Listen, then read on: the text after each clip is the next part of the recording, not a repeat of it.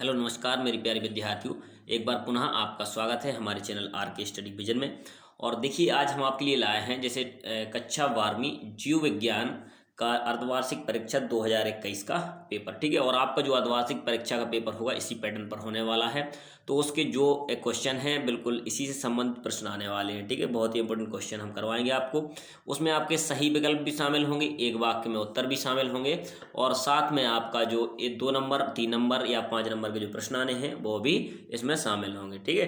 तो बने रहिए हमारे साथ और वीडियो को अंत तक देखें। सभी इंपॉर्टेंट प्रश्न की आपकी प्रैक्टिस भी होने वाली है अगर आपको याद होंगे, और अगर नहीं है तो आप लोग इन प्रश्नों को नोट अवश्य कर लें, ठीक है। ये आपकी अर्धवार्षिक और वार्षिक परीक्षा के लिए बहुत ही महत्वपूर्ण होने वाला है। तो देखिए यहाँ से सबसे पहला आपका ऑब्जेक्ट है, दमनकारी प्रोटीन किसके द्वारा बनती है, ठीक है। 4 ऑप्शन दिए गए हैं। पहला रिपेशर, सेकंड है संरचनात्मक जीन, और सी नंबर का है ऑपरेटर जीन, और डी नंबर का है नियंत्रक जीन, ठीक है।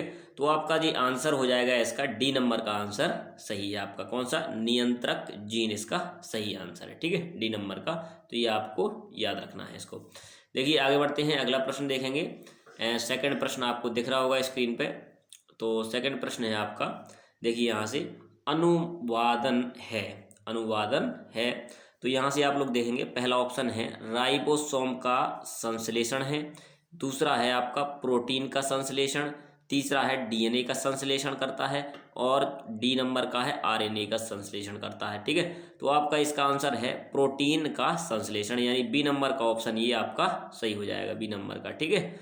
इसके बाद हम आगे बढ़ते हैं क्वेश्चन नंबर 3 की तरफ। तो क्वेश्चन नंबर 3 आपको दिख रहा होगा यहाँ पे। देखिए क्वेश्चन नंबर 3 है भ्रूण पोष है। भ्रूण पोष क्या है? तो देखिए एक गुणित है या द्विगुणित है या त्रिगुणित है या बहुगुणित है, ठीक है। तो इसका जो आपका आंसर है ये कैसा होता है? भ्रूण पोष त्रिगुणित होता है, ठीक है। तो आपका सी नंबर का आंसर इसमें सही हो जाएगा। इसके बाद आगे बढ़ते हैं और क्वेश्चन नंबर 4 को देखते हैं। क्वेश्चन नंबर 4 है आपका कि VAM है। तो VAM क्या है? तो देखिए जीवाणु है, कवक है, ईस्ट है या फिर वायरस है, ठीक है। तो इसका आंसर आ जाएगा आपका बी नंबर का, यानी ये हो जाएगा आपका कवक, ठीक है। VAM क्या होता है? एक कवक होता है। तो इस प्रकार से ये 4 ऑब्जेक्ट अपने हो चुके हैं। इसके बाद हम आगे बढ़ते हैं, अगले ऑब्जेक्ट की तरफ देखेंगे। तो 5वां ऑब्जेक्ट है आपका, देखिए यहाँ से 5वां ऑब्जेक्ट यहाँ से पढ़ेंगे, कवक जगत में अलैंगिक प्रजनन किस विधि से होता है? किस विधि से होता है? तो देखिए इसका आपका ऑप्शन दिया गया है विखंडन, और बी नंबर का है मुकुलन, ठीक है, और ये है जेम्यूल, और आपका डी नंबर का जो ऑप्शन है यहाँ पर दिया गया है कॉनिडिया, ठीक है। तो इसका जो आंसर हो जाएगा आपका डी नंबर का हो जाएगा, ठीक है, क्योंकि कवक जगत में जो अलैंगिक प्रजनन होता है वो कॉनिडिया की जो विधि है इसके द्वारा होता है, ठीक है। तो इसका ये आंसर हो जाएगा आपका डी नंबर का आंसर सही है। इसके बाद आगे बढ़ते हैं क्वेश्चन नंबर 6 पर। तो देखिए युक्तांडपी अंडाशय पाया जाता है, ये किस में पाया जाता है? तो यहाँ सरसों में, कि गेहूं में, मक्का या फिर बटरकप, किस में पाया जाता है? तो ये हमें पता होना चाहिए, ये सरसों में पाया जाता है, ठीक है, युक्तांडपी। तो इस प्रकार से हमारे 6 ऑब्जेक्ट ये हुए। इसके बाद हम आते हैं अगले ऑब्जेक्ट यानी 7वें ऑब्जेक्ट पे। तो यहाँ से देखिए आप लोग, आपको प्रश्न दिख रहा होगा, आबादी की सर्वाधिक जो वृद्धि का प्रमुख कारण क्या है? जो वृद्धि हुई है आबादी में उसका हमें कारण बताना है। तो देखिए इसका आपका आंसर आ जाएगा, अब इसमें प्रश्न ऑब्जेक्ट दिए हैं, ठीक है, 4 दिए हैं। पहला है कम मृत्यु दर, सेकंड वाला है जन्म दर में वृद्धि, तीसरा है अकाल ना पड़ना, और युद्ध कम होना, ठीक है। तो ये है आपका कम मृत्यु दर, यानी मृत्यु दर में क्या हो रही है? कमी हो रही है, इसलिए आबादी जो है वो बढ़ रही है, ठीक है।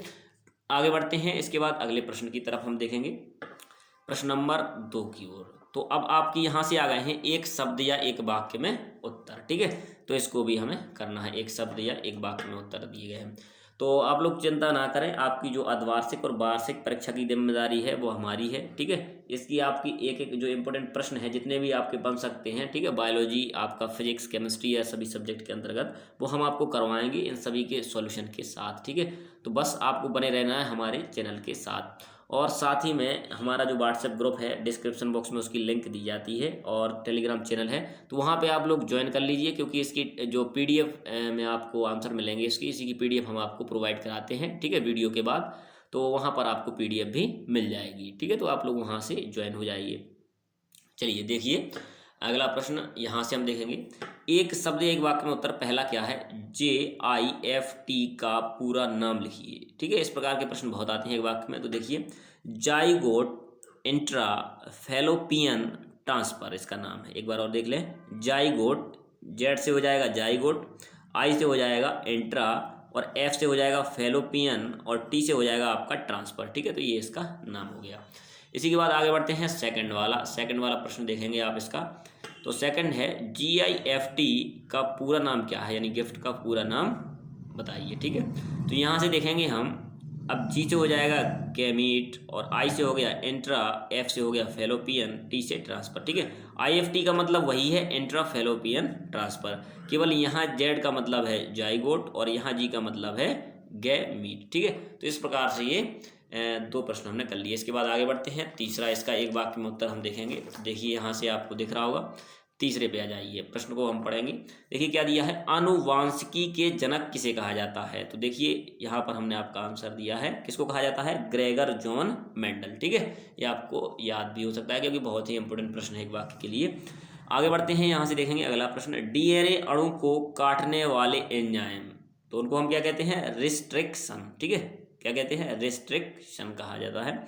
और योगर्ट क्या है, योगर्ट क्या है, तो देखिए इसका आंसर क्या आ जाएगा, योगर्ट क्या है, एक दुग्ध उत्पाद है। ठीक है, योगर्ट।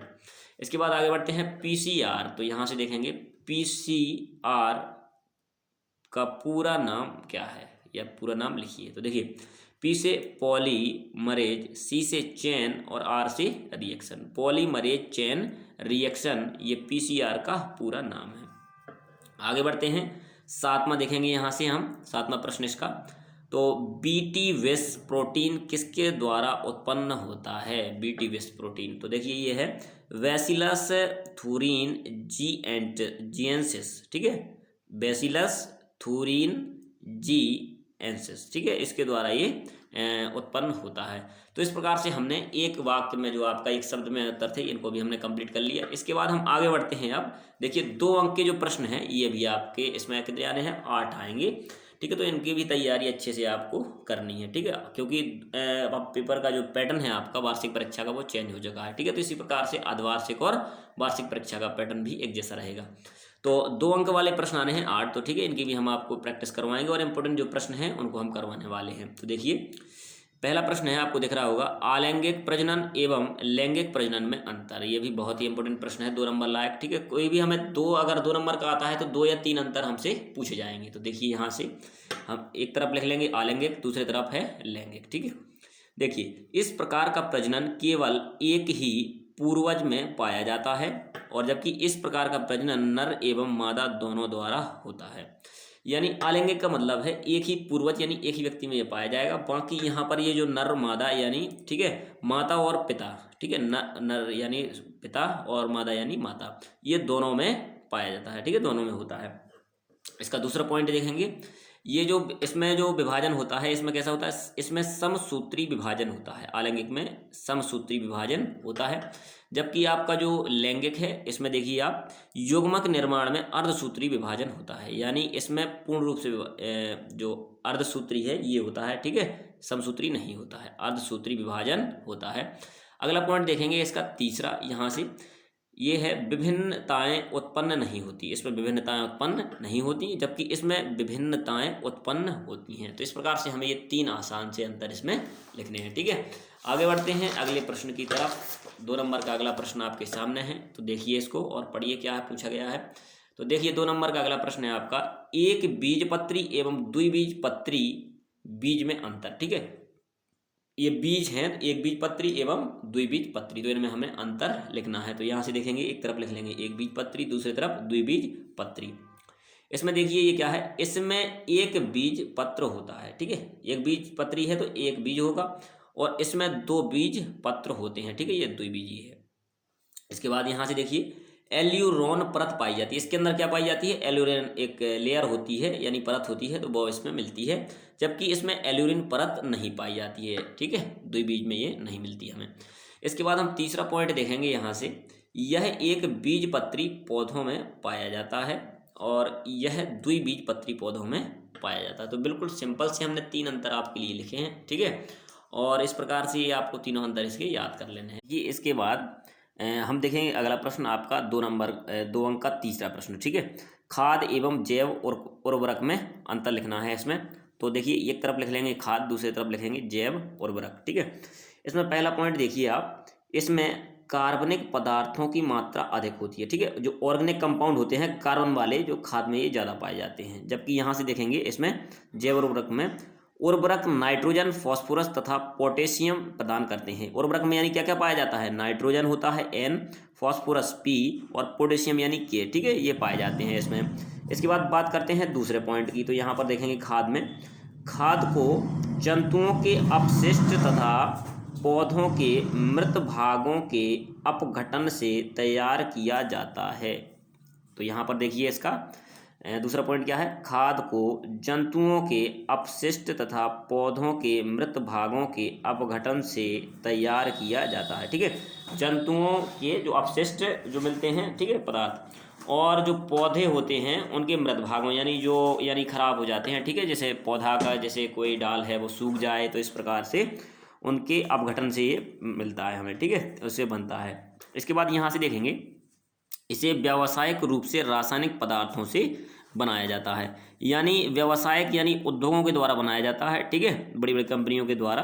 तो इस प्रकार से रासायनिक विधियाँ होती हैं जिनके द्वारा ये हमें प्राप्त होता है उर्वरक। इसके बाद आगे बढ़ते हैं, अगला देखिए इसका तीसरा अंतर आपको दिख रहा होगा, ये मृदा की उर्वरता को प्रभावित नहीं करते किंतु उसकी वृद्धि करते हैं। मृदा यानी जो मिट्टी होती है उसकी उर्वरता का मतलब यानी कि जो उपयोगी होती है कि यानी उपजाऊ मिट्टी बनाते हैं ये, ठीक है, उसमें, जबकि उसको प्रभावित नहीं करते, कोई इफेक्ट नहीं डालते हैं, ठीक है।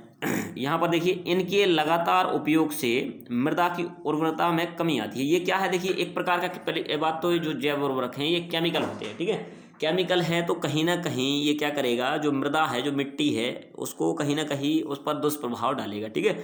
और धीरे धीरे उसमें इतने ज़्यादा केमिकल मिल जाते हैं कि उसकी जो उर्वरता है यानी वो बहुत कम हो जाती है, यानी उपजाऊ नहीं रहती है मिट्टी, ठीक है।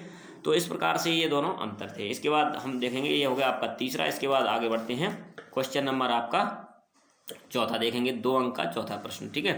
तो ये देखिए आप, वृषण तथा अंडाशय के बारे में प्रत्येक के दो प्रमुख कार्यों का वर्णन कीजिए, ठीक है। वृषण के लिखने हैं और साथ में हमें अंडाशय के कार्य लिखने हैं। अब ये प्रश्न काफ़ी बड़ा हो जाता है 2 अंक के लिए, लेकिन वृषण के अलग से पूछे जा सकते हैं 2 कार्य इसमें, और अंडाशय के अलग से 2 कार्य पूछे जा सकते हैं, जैसे आपको यहाँ पर दिख रहा होगा अंडाशय के कार्य, ठीक है। तो देखिए इसका पहला वृषण का कार्य है शुक्राणुओं का निर्माण करना, यानी शुक्राणुओं का निर्माण होता है किसमें, वृषण में, ठीक है, ये इसका काम है। दूसरा पॉइंट देखेंगे, वृषण में स्थित अंतराली, ठीक है, अंतरानली कोशिकाओं द्वारा नर हार्मोन उत्पन्न करना, जिसके कारण नर में द्वितीयक लैंगिक लक्षणों का विकास होता है, ठीक है। तो ये उसमें जो लैंगिक लक्षण होते हैं द्वितीयक वाले, इनका विकास होता है। इसकी जो अंतरनलियाँ होती हैं उनमें से क्या निकलते हैं, हार्मोन निकलते हैं, ठीक है, तो उनके द्वारा ये उत्पन्न होता है। देखिए आप देखेंगे आगे अंडाशय के कार्य, ठीक है। अंडाशय के कार्य में हम देखेंगे पहला, ये तो हमने वृषण का पढ़ लिया। अंडाशय का अलग से पूछा जा सकता है, मैंने दोनों ही आपको एक ही में बता दिए। वृषण का अलग से पूछा जा सकता है प्रश्न 2 अंक का, और अंडाशय का अलग से भी पूछा जा सकता है, ठीक है। तो देखिए यहाँ से पहला अंडाणु का निर्माण करना, ठीक है। वृषण में शुक्राणु और अंडाशय में क्या बनते हैं, अंडाणु, तो अंडाणु का निर्माण होता है। दूसरा पॉइंट, एस्ट्रोजन हार्मोन का स्त्रावण करना, जो मादा में द्वितीयक लैंगिक लक्षणों के लिए उत्तरदायी है, ठीक है, इनके लिए ये उत्तरदायी होता है। तो इस प्रकार से ये कहाँ जो महिलाओं में होता है, ये द्वितीयक लैंगिक लक्षण के लिए उत्तरदायी होता है, ठीक है। और इनमें से भी कौन सा हार्मोन, एस्ट्रोजन हार्मोन, यानी इसमें निकलता है, ठीक है, एस्ट्रोजन हार्मोन पाया जाता है अंडाशय के अंदर, इसमें से उत्सर्जित होता है। आगे बढ़ते हैं, अगला प्रश्न देखिए 2 अंक का अगला प्रश्न आपको दिख रहा होगा, ये भी महत्वपूर्ण प्रश्न है, ठीक है। सभी पेपर की दृष्टि से इंपॉर्टेंट प्रश्न हम करवाने वाले हैं आपको, और मैं आपको पहले ही बता चुका हूँ, इसकी अगर PDF आपको चाहिए तो हमारे व्हाट्सएप लिंक आपको जो मिल जाएगा, ठीक है, डिस्क्रिप्शन बॉक्स के अंदर, साथ ही टेलीग्राम चैनल भी मिल जाएगा, वहाँ से आप इसको ज्वाइन कर सकते हैं। और हमारा इंस्टा का भी पेज मिलेगा आपको वहाँ से, तो उसको भी आप फॉलो कर सकते हैं, ठीक है। ये सभी प्रकार की जानकारियाँ पेपर से संबंधित और महत्वपूर्ण प्रश्न हमारे इन तीनों सोशल मीडिया प्लेटफॉर्म पर डाले जाते हैं, ठीक है, अपलोड किए जाते हैं PDF के फॉर्म पर भी। तो देखिए, स्थानांतरण के दौरान राइबोसोम की 2 मुख्य भूमिकाओं की सूची बनाइए, यानी इसमें मुख्य भूमिका या इसके जो कार्य है मुख्य रूप से हमें वो बताने हैं। तो देखिए पहला यहाँ से देखेंगे, कोशिकीय कारखाना जो प्रोटीन संश्लेषण के लिए आवश्यक है वह राइबोसोम है। उसे क्या कहते हैं? राइबोसोम कहते हैं। अपनी निष्क्रिय अवस्था में यह 2 उप एककों से मिलकर बना होता है। कितनी? निष्क्रिय अवस्था में जब हो जाता है तो इसकी कितनी इकाई? 2 उप एकक, यानी इसकी जो छोटी छोटी इकाई होती हैं उन 2 इकाई से मिलकर ये बना होता है। इसी के बाद आगे देखिए यहाँ से, जब छोटा उप एकक मैसेंजर आरएनए से मिलता है, मैसेंजर आरएनए से मिलता है तो मैसेंजर आरएनए की प्रोटीन में स्थानांतरण की प्रक्रिया शुरू हो जाती है। प्रोटीन में स्थानांतरण की प्रक्रिया कैसी हो जाती है? प्रारंभ कर देता है ये, ठीक है। जब ये उसमें क्या करता है, उससे मिलता है, ठीक है, जो इसका छोटा एकक होता है, जब ये आरएनए में प्रवेश करेगा तो प्रोटीन में जो स्थानांतरण की इसकी प्रक्रिया है उसको ये प्रारंभ कर देता है, चालू कर देता है।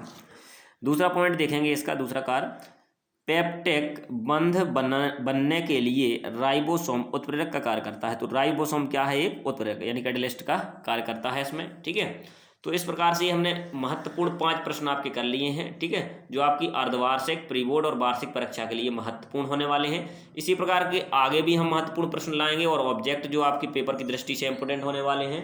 बस बने रहें आप हमारे चैनल के साथ, आरके स्टडी विजन पर। थैंक यू, मिलते हैं अगले वीडियो में। अगर वीडियो अच्छा लगा हो तो इसको लाइक, शेयर एवं सब्सक्राइब हमारे चैनल को अवश्य कर लें। Thank you.